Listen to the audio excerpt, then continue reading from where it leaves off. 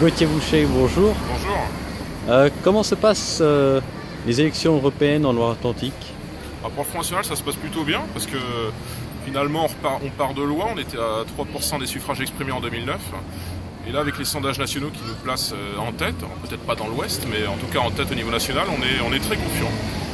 Voilà, on a lancé notre liste le 26 avril à Saint-Nazaire, ce qui est une ville symbolique parce que c'est une ville qui nous semble très affectée par l'Union européenne. Et on l'a lancé avec notre tête de liste qui est Gilles Le Breton, qui est un grand connaisseur à la fois des institutions européennes et puis plus sûrement encore de ses méfaits. Voilà, nous sommes là pour, non pas pour critiquer l'Europe de manière totalement non constructive, mais au contraire proposer une autre Europe, une véritable Europe des nations, une véritable Europe sociale, une véritable Europe des projets, et pas simplement cette petite Europe misérable, misérabiliste d'une association à 28 de briques et de broc, et qui finalement n'est là que pour avantager l'Allemagne. Pouvez-vous me présenter les candidats du Front National en Loire-Atlantique?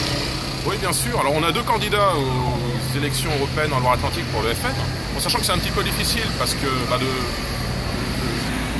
d'avoir une représentation harmonieuse, puisqu'il faut couvrir 13 départements de 3 régions avec 18 candidatures, ce qui n'est pas toujours facile. Nous avons deux candidats dont Marguerite Lusso, qui est un petit peu l'indispensable de l'État, puisque Marguerite Lusso, c'est notre secrétaire départementale depuis maintenant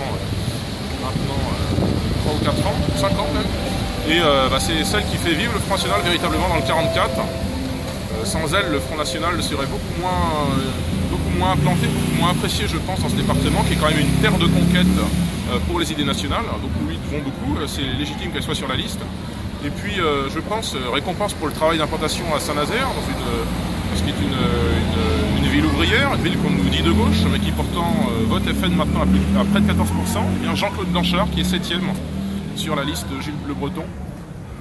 C'est quelqu'un qui vient de la gauche, c'est quelqu'un qui vient du syndicalisme, qui a été ouvrier sur les chantiers de l'Atlantique durant les années 1970. Donc voilà quelqu'un qui vient du monde du travail, qui sait ce qu'est la valeur travail et qui n'est pas, comme tous ces candidats qui sont autour de moi, qui sont plutôt des technocrates, qui sont des fonctionnaires territoriaux, qui sont des permanents politiques, qui n'ont jamais véritablement travaillé de leur vie. A contrario, on aura un vrai travailleur sur notre liste qui est Jean-Claude Blanchard. Et puis on aura 17 autres candidats qui sont plutôt représentatifs de ce qu'est la société française.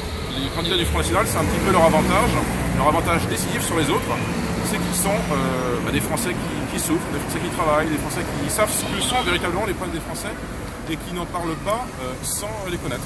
Alors ce que sont un peu nos politiciens professionnels. Donc le 25 mai, votons bien pour une autre Europe, votons pour la France, et puis non à Bruxelles avec Gilles Le Breton. Eh bien, merci, monsieur Boucher. Merci à vous.